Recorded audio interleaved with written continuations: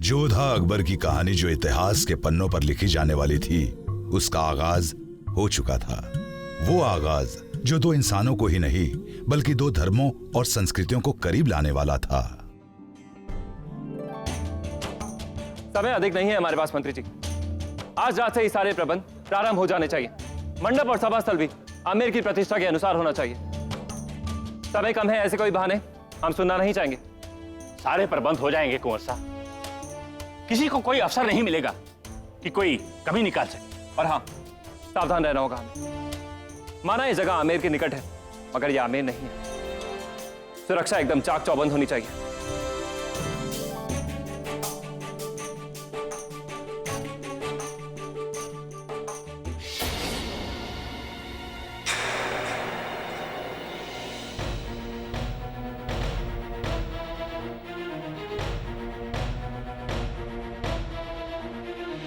भाई साहब, भाई साहब,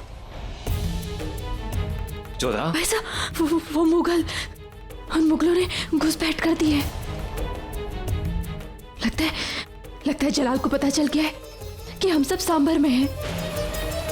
आपको कुछ करना होगा भाई साहब। जोधा, ऐसा नहीं हो सकता।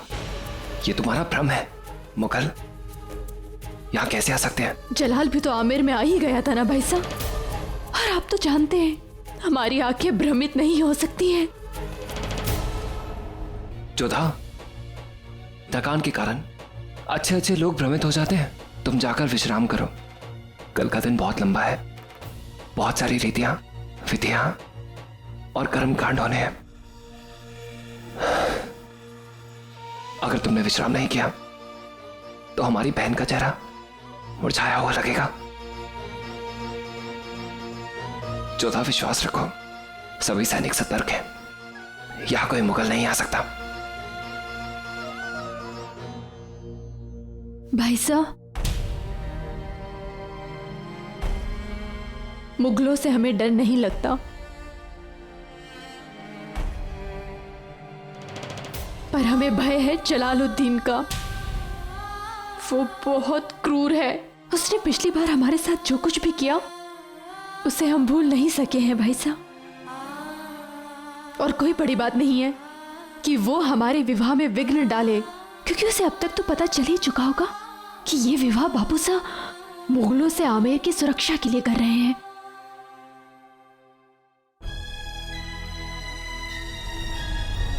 जोधा, हम कह रहे हैं ना, तुम्हें घबराने की बिल्कुल जरूरत नहीं है। इस विवाह के बाद आमेर सदा के लिए मुगलों से सुरक्षित हो जाएगा। मां भवानी करे ऐसा ही हो। वैसे भाई साहब बताइए तो, वो कौन शूरवीर है जो हमसे विवाह के बाद उस जलाल को करारा उत्तर देंगे, उसका सर काट के ले आएंगे?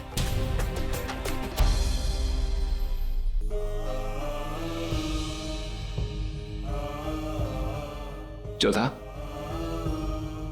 ये तुम्हारे विवाह का अवसर है और ऐसे शुभ अवसर पर ये सब बातें नहीं सोचते। तुम जाओ और जाकर आराम करो।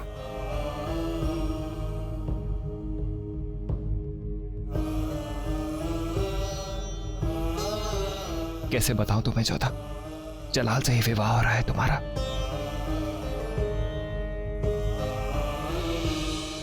विवाह में बहन की पालकी उठाने का वचन पूरा करने के लिए सुजामल सांभर पहुंचा।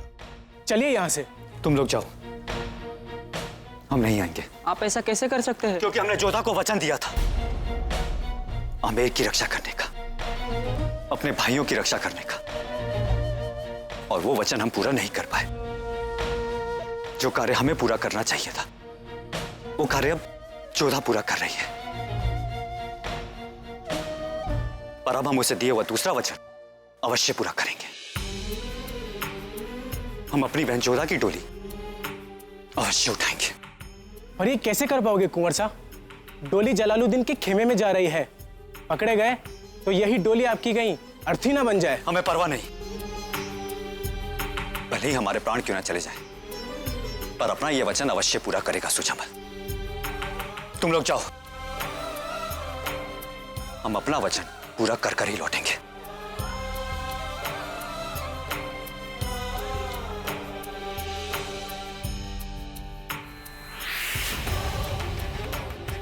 आपने यहाँ आने का दुस्साहस कैसे किया? इतना बड़ा विश्वासघात करके क्या मुंह लेकर आए आप यहाँ पर?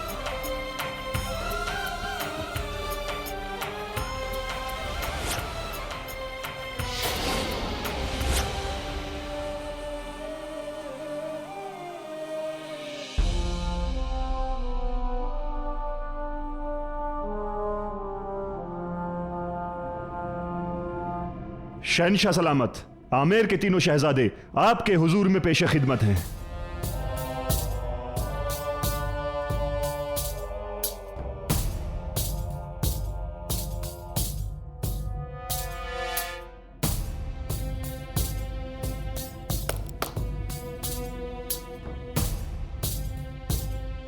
शाही इस्तकबाल और अच्छी तरह से खातिरदारी होनी चाहिए आमिर के शहजादों की। अब ये कहती नहीं, हमारे होने वाले रिश्तेदार हैं। हमने सोचा भाई क्यों ना अपनी बहन की शादी में शिरकत करें।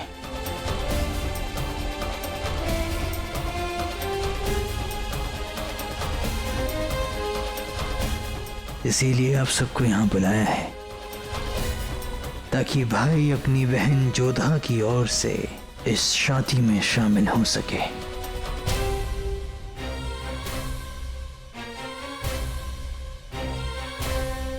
घबराइए मत, आपके वालिद साहब और बाकी सब रिश्तेदार भी सांबर पहुंच रहे हैं हमारे इस्तकबाल के लिए।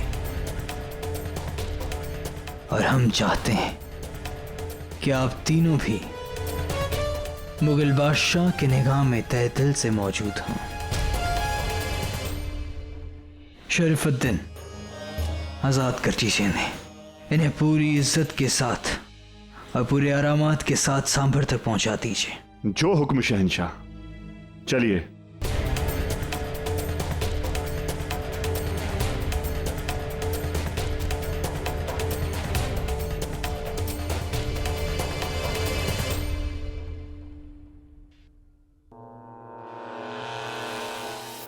कल तक जो हमारा सर काटना चाहते थे, अब वो जिंदगी भर हमारे सामने सर झुकाए खड़े रहेंगे।